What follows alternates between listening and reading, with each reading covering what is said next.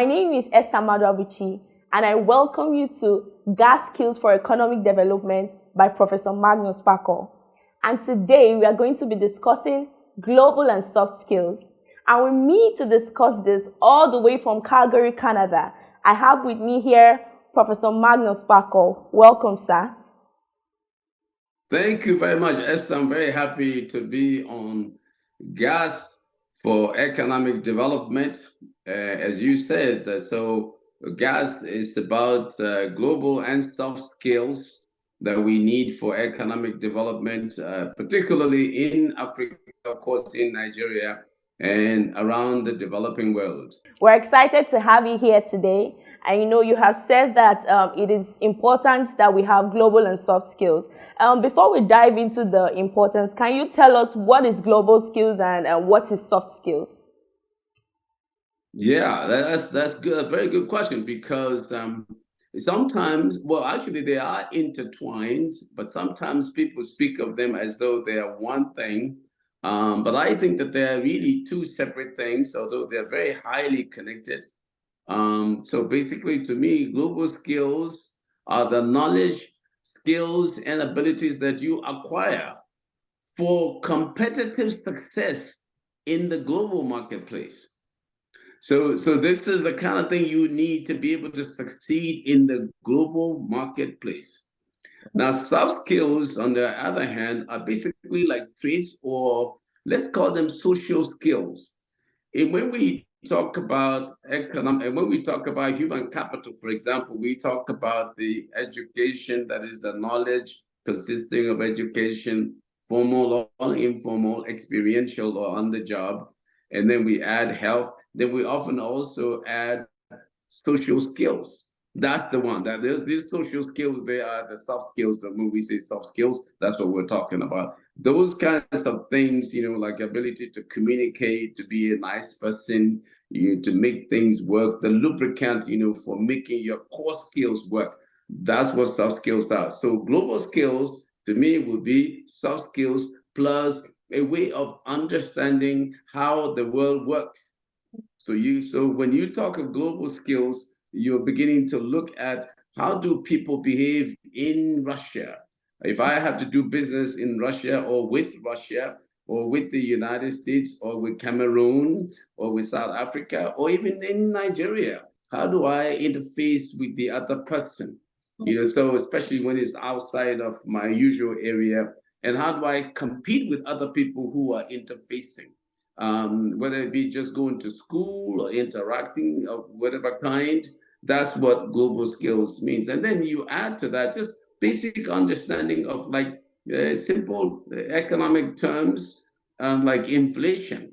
These days you gotta, if you're a businessman, if you're anybody, you gotta understand what simple things like inflation, GDP, per capita GDP, those kinds of things, exchange rate, parallel market. So you should be able to know that. And you should be able to know if you're going to a country, who is their governor? What kind of government do they have? Is it similar to what I know? What are the laws like? Don't say, oh, no, I'm not from here. I just came here yesterday. They're not going to excuse you for that if you commit an offense. So that's what global skills kind of involves. The difference is that with soft skills, even in your village, you can be very successful in your village just having, how in the village you say, oh, that madam is a nice woman. Oh, go there. She's a very honest person. When she sells you Gary, she will not use the back of the mudu to quickly, scoop Gary for you when she's counting. In those days when we were kids, you buy Gary and they will scoop with the mudu, and the person will do sleight of hand and they use the back of the cup and scoop, when you're not watching. That's cheating. But the madam that is not doing that has good soft skills. She's good with everybody. She understands how the place works. She attracts good customers. She greets you well. Those kinds of things are soft skills. But that doesn't, if you take that madam all of a sudden out to New York, things might be a little bit difficult for the madam if she doesn't understand basic global skills. Okay, so you said social skills are soft skills. Does it mean that global skills are social skills plus understanding how the world works? Yes, that's basically so. Global skills will be your basic behavioral, attitudinal, and emotional skills, plus understanding how the world works. So why should we bother about it? What are the importance of these global and soft skills? Of what benefits is it to us? Well, that's a good question, because if you don't have good soft skills, you will eventually fail. And if you don't have global skills, you will not be successful in the global marketplace. And the world is all intertwined now. You see in Africa, you see the Chinese, the Europeans, the Americans, literally all of the goods that we're using, sophisticated goods that we're using in Africa, are from outside. So that means we're dealing with people from outside.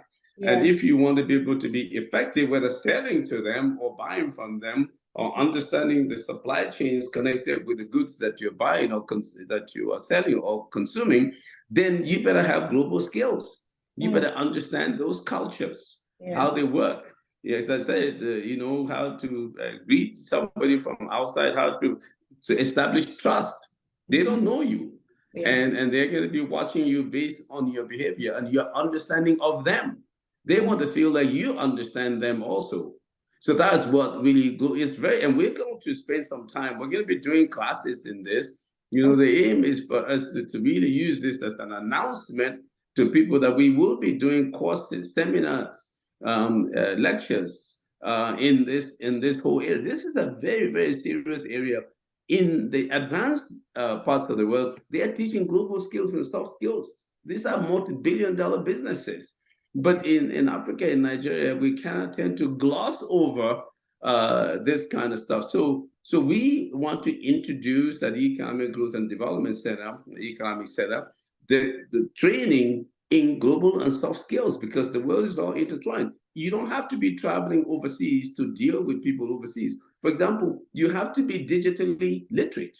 You've got to be able to read digital media and understand what's happening, because a lot of the information are coming from there. You should know with LinkedIn, simple stuff, even word processing stuff, Excel. You should know basic things on Instagram, how to promote your image. So you have to be able to collect information intelligently as part of global skills. You don't just say, I saw it on the internet. It may not be correct.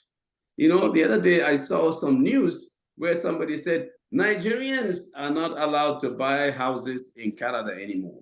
That's not true. It was never something just for Nigerians. The Canadian government, they have a program where they want to restrict foreigners coming and bringing big money to buy houses, and therefore causing house prices to rise. But it's not anything against Nigerians. So a person should be literate enough to have global skills to be able to understand those kinds of things.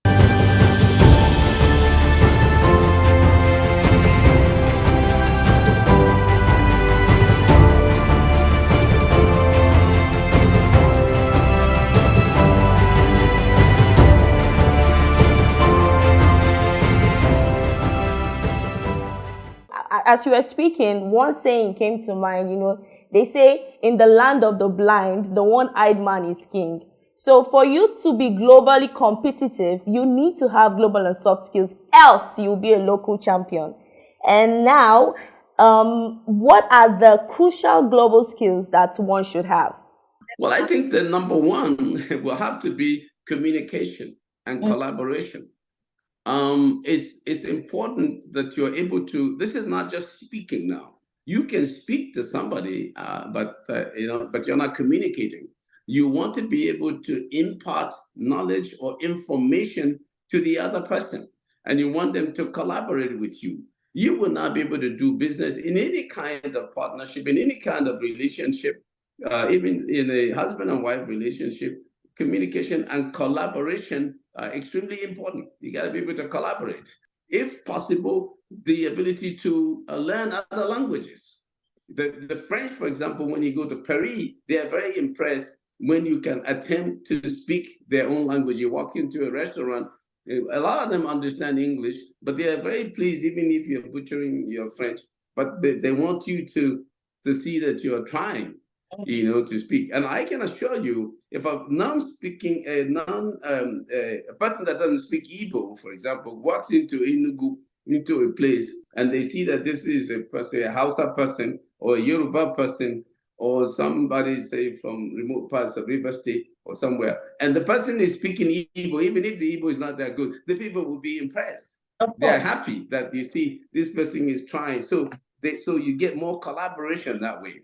So communication and collaboration to me would be the top ones. And then of course critical thinking, problem solving ability. Because when you deal with, if I'm going to have a partner in Canada or someplace, the reason that person is taking me as a partner is because I can solve some problems. If I hire you as a staff, the reason I'm hiring you is because you can solve some problems. You have skills to solve problems that I can solve. Because if I had those skills, then I wouldn't have to hire you.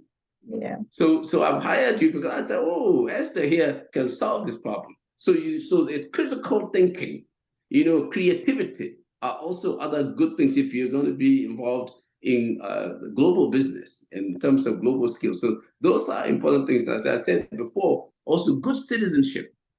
In other words, you don't want them to say, oh, those people.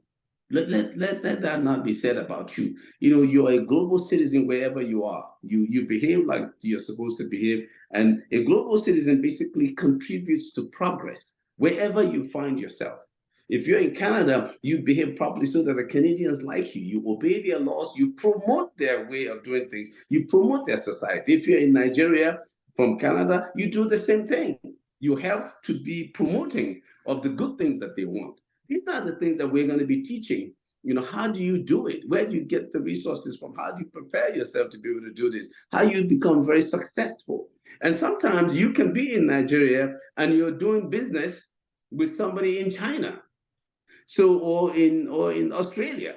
So you gotta understand their cultures. You even have to know time zone differences. For example, I mean, if you're in Nigeria and you're calling somebody in Calgary, Canada, if you don't know that they're 8 hours behind, and you start calling them at 2:30 in the morning, they may not be extremely friendly with you versus how they would have been if you had just waited. And so you gotta know. You don't say, "Oh, I didn't know. I know you're in Calgary, but I thought you might be awake." Then the person will know that this person, as they say in Nigeria, is not exposed.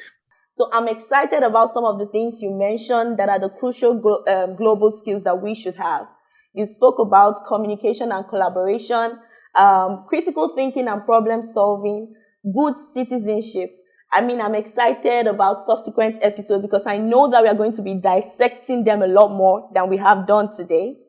And so my next question is, for Nigerians, are there any particular global or soft skills that we should have? Absolutely. Very, very good question, Esther. Yeah, I think in Nigeria, we need a lot of training in soft skills. I think that in fact, not one of the main reason we're not as successful as we should be in Nigeria is because of the absence of soft skills. And I think that we ought to begin to teach soft skills in elementary schools, high schools, and universities, and in workplaces. So you are from Zamfara, the other person is from Akwa Ibom, but you are in one nation. That means to me right away, you got to learn how to communicate and you got to learn how to have teamwork. Otherwise, you will not succeed as a country. If you are in the National Assembly as a senator or as a member of the House of Representatives, you are working with people from other parts of the country. The aim, first and foremost, has to be how to make Nigeria a great nation. If Nigeria is not a great nation, then you go into sectional bickering, then you're not going to succeed. And that's what we've been doing. Everybody just says, it's not in the interest of my people. That cannot be the paramount thing. The paramount thing has to be what is in the interest of Nigeria. If Nigeria is strong, then other parts of Nigeria will be strong. When we talk of banditry and all these things and all of that, the problem is basically because people are not educated. Yeah. If people are educated and they have skills, they'll be able to get jobs. If they don't get jobs, they'll create their own jobs. So in Nigeria, we need to focus a lot on collaboration, and then communication for collaboration, teamwork, And as I said, sensitivities. We're a multicultural society. So multiculturalism in Canada here, they have a ministry of immigration and multiculturalism, even in the province of Alberta here. And incidentally, a Nigerian is the deputy minister of, and I know him personally, of immigration and multiculturalism. They take it seriously. When people come as immigrants, they give them courses, they put them through programs so that they can blend into society and build the Canada that they desire. So this is what we have to do in Nigeria. We got to make sure that we are bringing people together for collaboration so we can build a nation. Everybody, no matter what part of the country you're from, should have it as their self-interest. So this is why I think that it is in the self-interest of everybody to come to our training programs, to understand how they can be successful and help to contribute. People should be taught how to feel good. I talked about good citizenship earlier.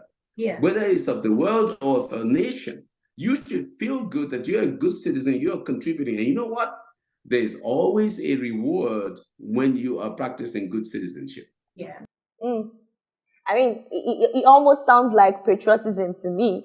With what you've explained, a large number of Nigerians need to engage in global and soft skills training. They need to be trained because they do not see this as important. But for everyone to stand out in whatsoever area they are working or functioning in, they need to be properly trained.